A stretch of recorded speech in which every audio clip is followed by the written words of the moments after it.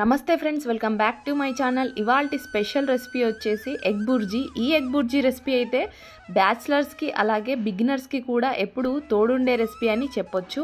అలాగే ఈ ఎగ్ బుర్జీని మరింత టేస్టీగా రుచికరంగా చేయాలి అనుకుంటే ఇందులోకైతే ఇలా స్ప్రింగ్ ఆనియన్స్ని యాడ్ చేసి అయితే వేయండి. కడాయిలో ఆయిల్ని అయితే వేసుకొని ఇందులోకైతే పచ్చిమిర్చి అలాగే సన్నగా చాప్ చేసి పెట్టుకున్న ఉల్లికాడలను అయితే ఇందులో వేసుకోండి.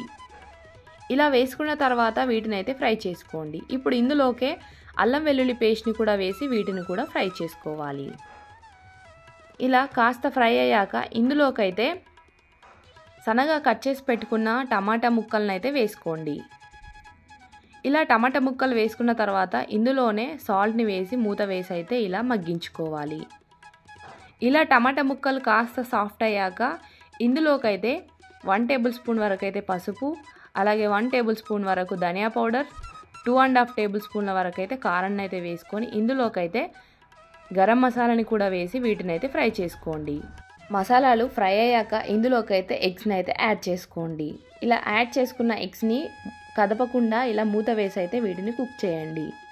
ఆ తర్వాత చిన్నగానైతే వీటిని అయితే మిక్స్ చేయండి. ఇలా ఈ ఎగ్ కర్రీని మధ్య మధ్యలో కలుపుతూ అయితే ఇలా ఆయిల్ పైకి తేలే వరకు అయితే వీటిని కుక్ చేయండి. ఫైనల్గానైతే ఇలా టేస్ట్కి సరిపడా సాల్ట్ అలాగే కొత్తిమీరని వేసి వీటిని మరొక నిమిషం పాటు వేయించుకున్నారంటే ఎంతో టేస్టీ అయిన ఎగ్ బుర్జీ అయితే రెడీ అయిపోతుంది. మీరైతే ఈ రెసిపీని అయితే తప్పకుండానైతే ట్రై చేయండి.